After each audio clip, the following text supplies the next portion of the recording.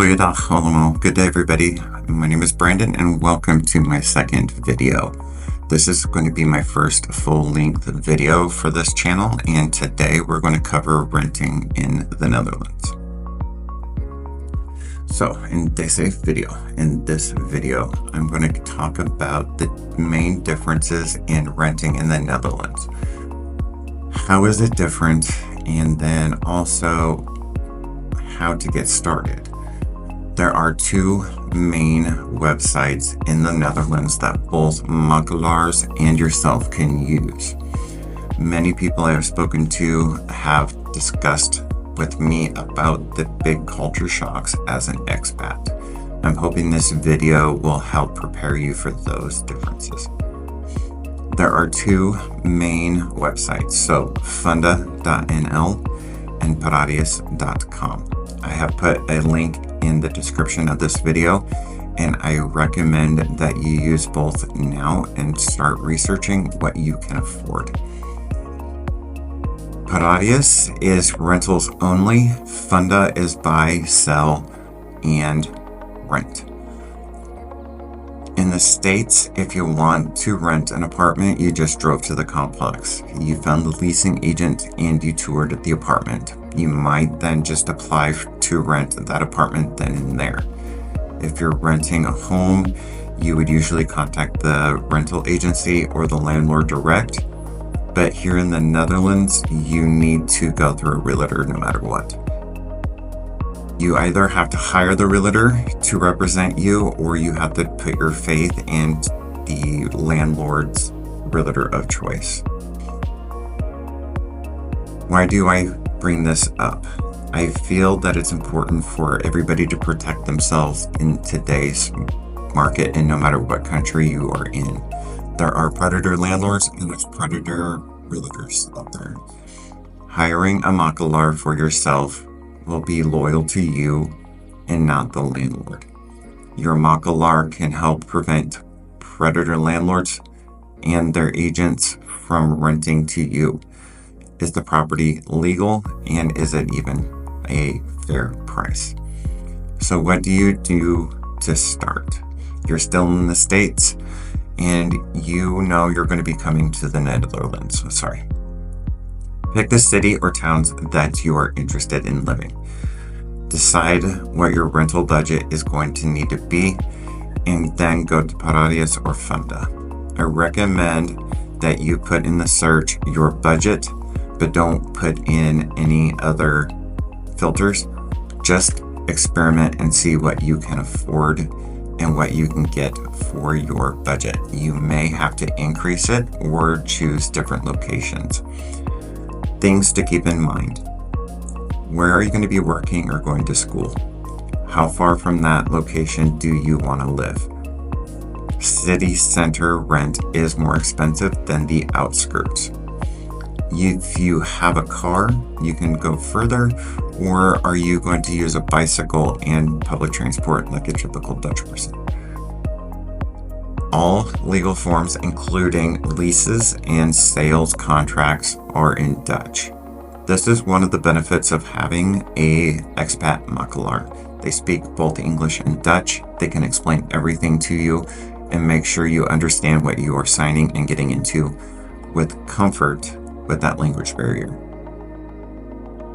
Now, the government doesn't allow a landlord to charge more than 3 times the monthly rent for the security deposit.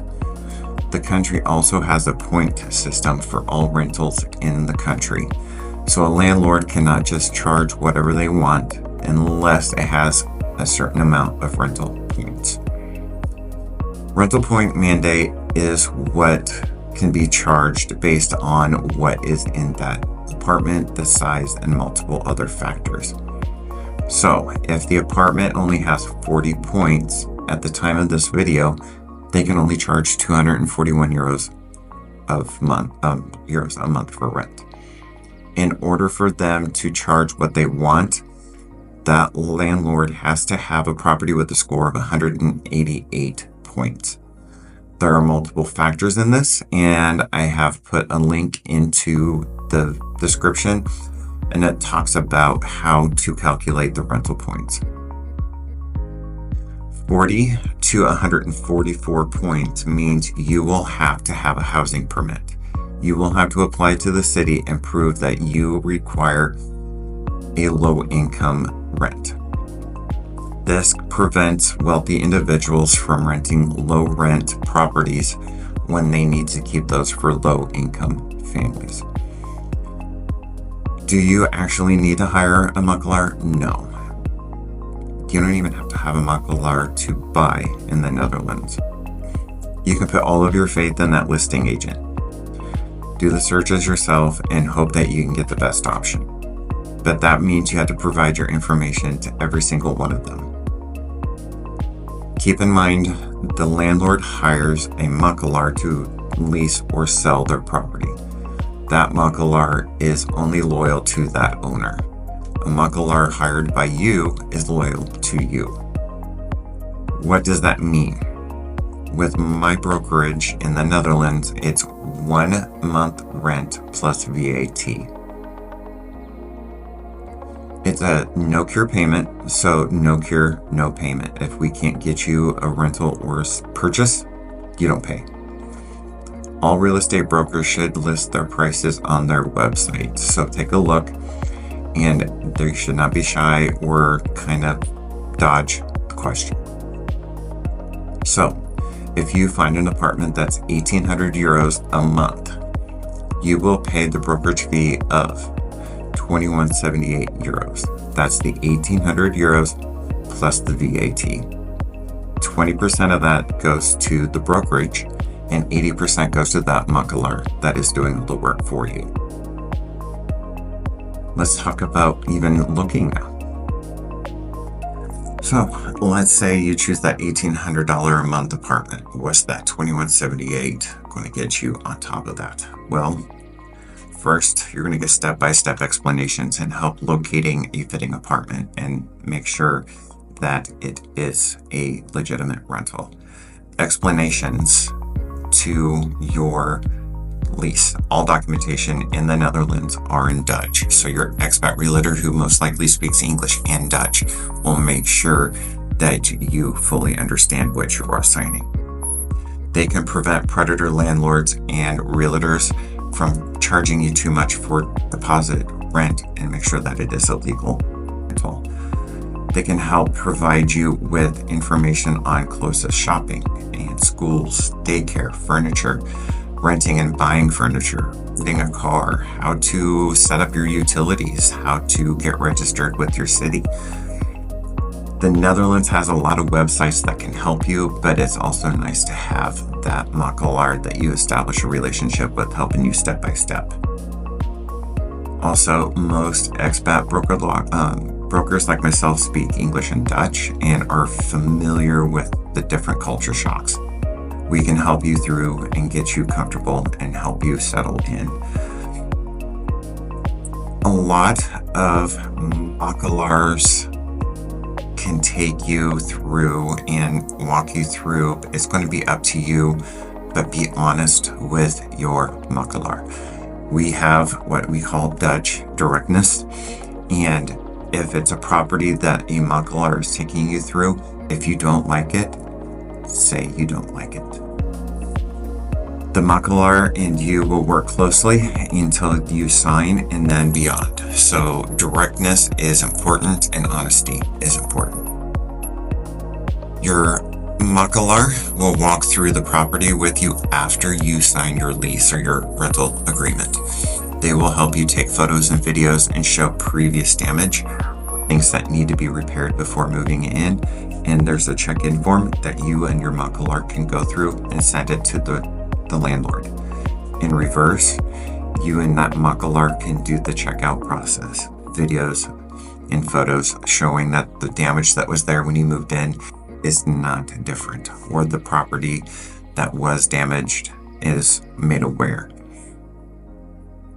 One of the things that a makelaar will do with you is work on finding the properties and then getting your information, validating you as a tenant.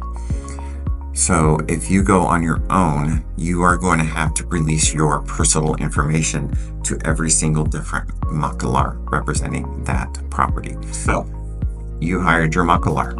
You will need to give them a copy of your passport, photo IDs of everybody that's going to live with you, proof of your contract in the Netherlands, and proof of income, listing off the people who will live with you, your spouse and children and pets, etc. Also have your contact information, a Dutch phone number, and a email address. All of those documents will be scanned into the brokerage's secure data center and only be shared when needed with the landlord. You will be provided a background check through that makalar as well. That makalar is required to do a background check on you and show that they've done that background when you sign your lease with your new landlord. This can just help minimize the amount of your personal information being exposed out. The tenants have a lot of rights in the Netherlands, but there's two main types of rental agreements. The one I'm going to kind of bring up is the diplomatic clause.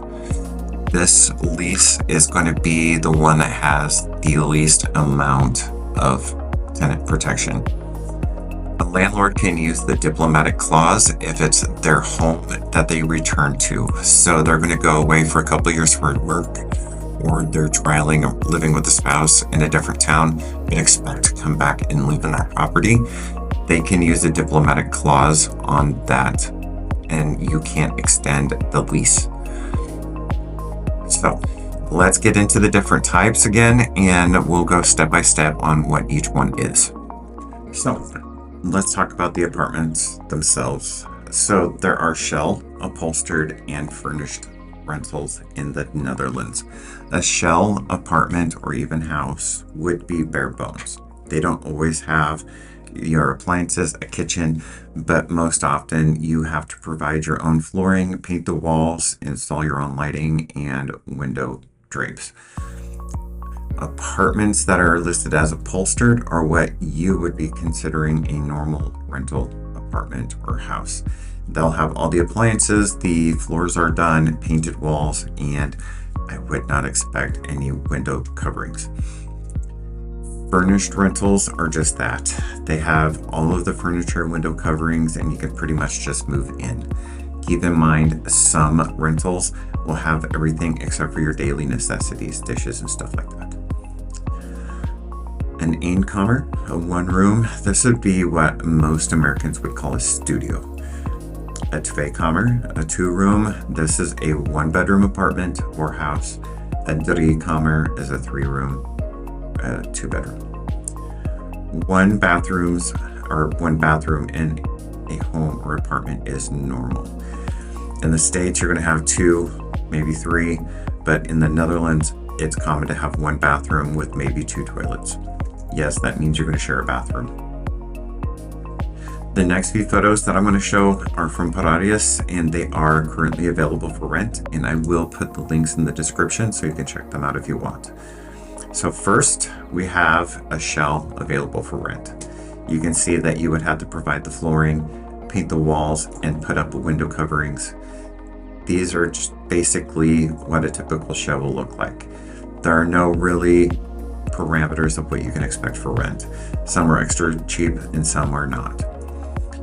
Second, you can see that this is an upholstered apartment for rent. This is what you're going to be used to, or even some Canadians. It's ready for you to move in. You'll just have to put your personal items in there, your own furniture, and so on. But third here, this is your fully furnished. This is usually more expensive because you're renting everything. A lot of these properties will have even your dishes, especially if it's a short-term temporary rental. Now, the big culture shock. This is your typical kitchen in the Netherlands.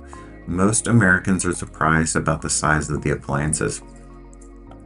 You're not going to cook that big turkey on Thanksgiving. You're not going to even be able to find them.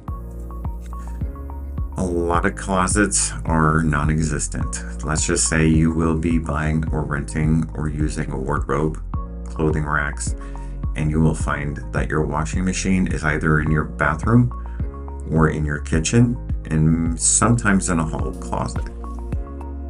You'll have a washer dryer combo, a separate washer dryer, or just a washer, and then hang up your clothes to dry.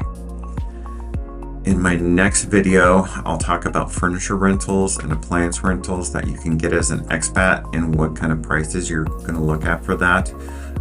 I have found several companies that I can recommend, and in that next video, I'll include the links to those websites.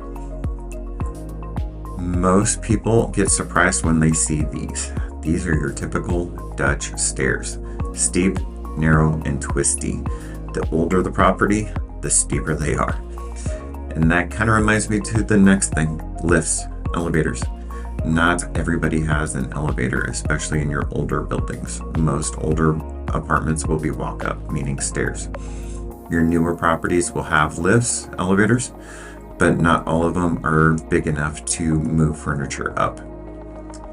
The other thing that most people are surprised at is no window screens.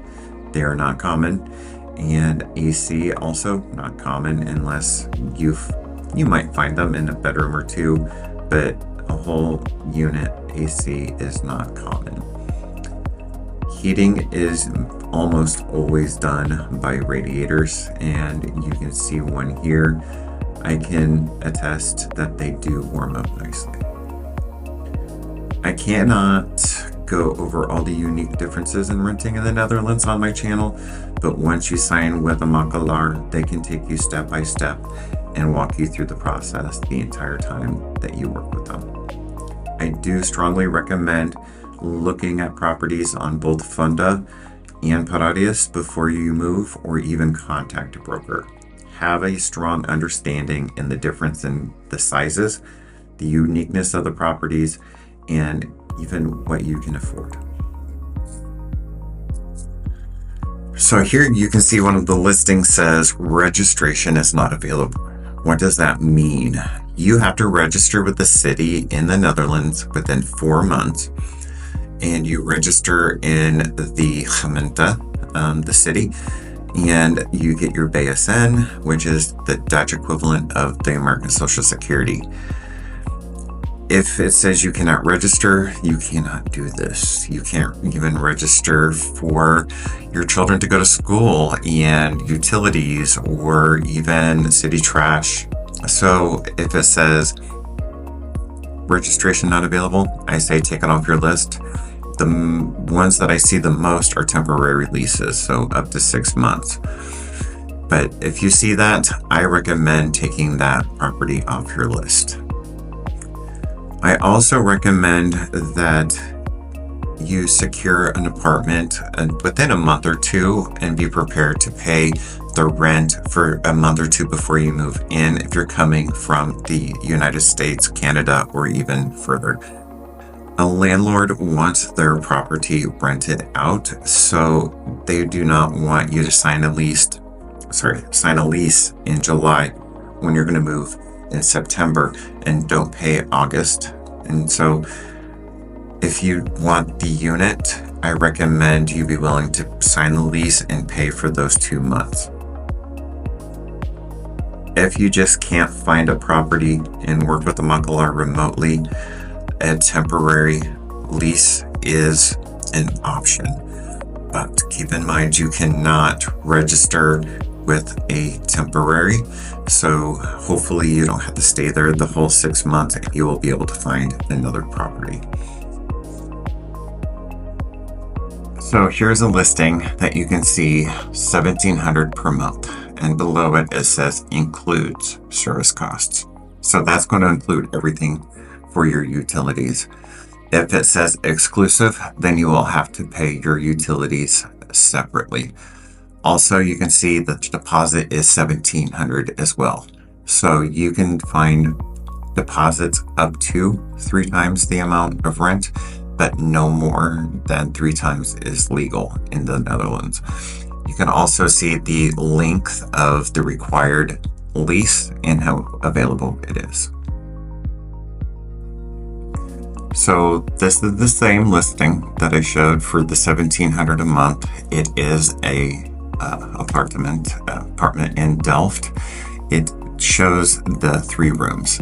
The 3 comma, remember, is a 2-bedroom, not a 3-bedroom. Also shows that it's furnished, and you can also see that below the apartment name, the zip code or the postcode for this apartment listing. So this listing outside of Rotterdam is for $1,350. It is a 2-room, 2-kamer, which means a 1-bedroom apartment. It is also showing, if you look below, the bare rent is $1,350, but the service fee is $116 a month. Gas, water, electric is $160 a month, and that deposit is $3,300 a month. So that's just over 2 times the amount of monthly rent for deposit, and your rent would be $1,620 if I do the math right, $1,620 a month. I wanted to show an example of a short-term lease. Here in Delft, you have a 2-room flat, so 1 bedroom. It is a short-term for a maximum of 6 months. And if you look below, $1,950 per month, including utilities and service. But as you can see, registration with the municipality is not possible. So thank you guys for watching my video today, and I hope it helped explain the differences in renting in the Netherlands, specifically from the United States. If you live outside the US and the renting process is similar to the Netherlands, leave me a comment. I'd be curious to know. Also, if you wouldn't mind clicking subscribe and giving me a like, that will help me a lot. And the bell icon will tell you when my next video comes up in a week about expat-specific information. I want to provide information on buying or renting furniture, appliances, finding the best deal on insurance, best cell phone coverage, and so forth. So I will look forward to seeing you guys next time. Tot later.